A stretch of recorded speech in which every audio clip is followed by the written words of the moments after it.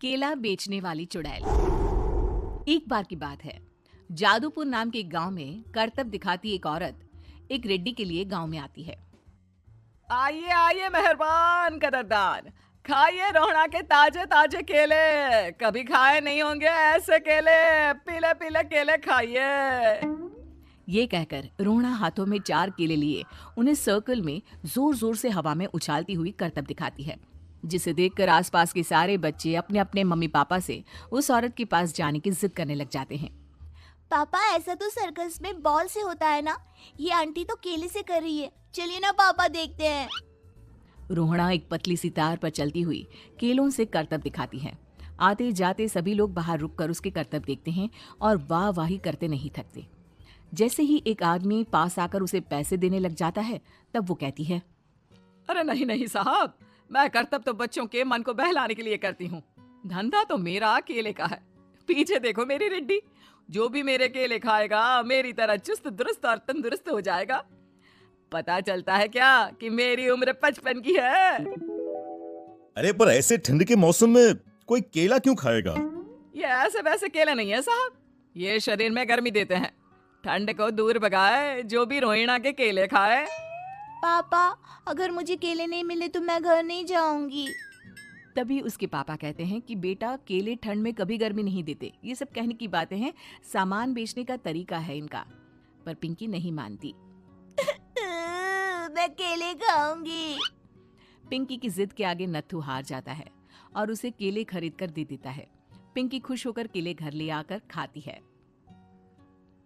अब मैं भी करतब करूंगी, कितना मजा आएगा। जादुई केले। पिंकी पहला केला खत्म भी नहीं करती कि वो बेहोश हो जाती है। दूसरे केले से एक काला धुआं आता है और रोहना चुड़ैल बनकर बाहर निकल आती है। मेरे भूतिया केले बच्चे न खाए, ऐसा हो ही नहीं सकता। जादूपुर वालों, कब तक बचोगे? आ गई हूं मैं रोहना, जिसका कोई नहीं कर सकता सामना। रोहना पिंकी को गोद में उठाकर काले धुएं में कहीं गायब हो जाती है। शाम के वक्त नत्थू घर लौटता है और पिंकी को घर में ना पाकर उसकी माँ से कहता है, माँ पिंकी कहाँ है?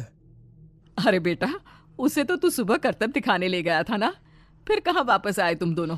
मुझे लगा तू उसे अपने साथ मंडी ले गया होगा। हे भगवान, मेरी बच्ची कहाँ गई?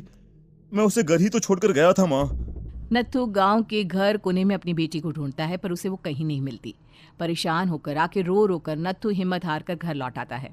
अगली सुबह रोहना फिर से करतब दिखाने आती है और इस बार पिंकी की तरह रोनी केले खरीद लेता है। 50 रुपए दिए थे पापा ने, सारे पैसों की मैंने केले खरीद लिए हैं। अब मैं भी आंटी की तरह ही करतबबाज बन जाऊंगा।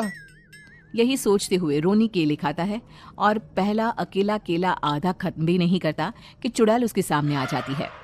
मेरे साथ चलने का समय आ गया है रोनी। ये तो बस शुरुआत है। अब इस गांव के सारे बच्चे धीरे धीरे मेरे कब्जे में होंगे। एक बच्चा भी नहीं बचेगा। ये कहकर रोनी को गोद में लेकर काले धुएं में अदृश्य हो जाती है। इसके बाद हर रोज गांव में से कोई ना कोई बच्चा गायब होता, पर ऐसा क्यों हो रहा है किसी को भी समझ में नहीं आ पा रहा था। रोज की तरह अपनी बेटी पिंकी की तलाश में नत्थू गांव के एक तालाब के पास बैठा रो रहा था। कहाँ गई मेरी पिंकी? शकुंतला के जाने के बाद एक वही तो मेरा सहारा थी। अरे उसकी आत्मा कोस रही होगी मुझे कि मैं अपनी बच्ची को संभाल भी नहीं पाया। नत्थू ये कहता हुआ रो ही रहा था कि तभी तालाब में से उसे शकुंतला की आवाज सुनाई देती है। कहाँ थी तुम शकुंतला?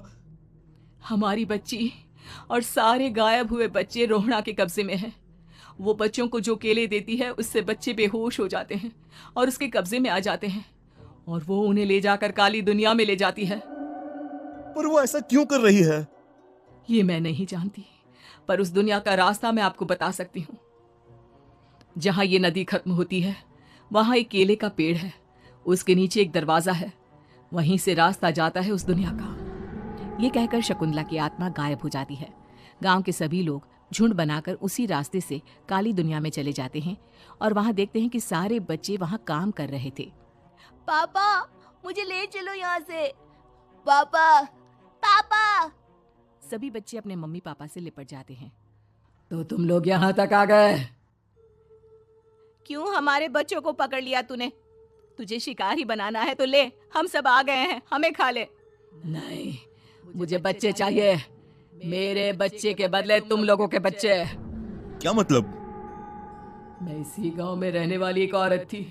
केले की चोरी के इल्जाम में मेरे बेटे को गांव वालों ने इतना मारा कि वो मर गया। उसी दिन मैंने ठान लिया कि गांव वालों का भी वही हाल करूंगी। कुछ दिन बाद बेटे के चले जाने के दुख में मैं भी मर गई और मेरी भटकती आत्मा एक चुड़ैल बन गई। और फिर मैंने बदला लिया तुम सबके बच्चे छीनकर। बर्दाश्त नहीं कर पाए ना? सोचो मुझ पर क्या बीती होगी। हमें माफ कर दो रोना। पता नहीं ये किसकी गलती थी, पर हम सभी माफी मांगते हैं। हमारी खुशियां लौटा दो, तुम भी तो एक माँ हो।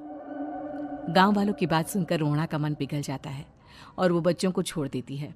उसके बाद काली दुनिया बच्चों के लिए जादुई दुनिया बन जाती है। अब कोई भी कभी भी वहां आ जा सकता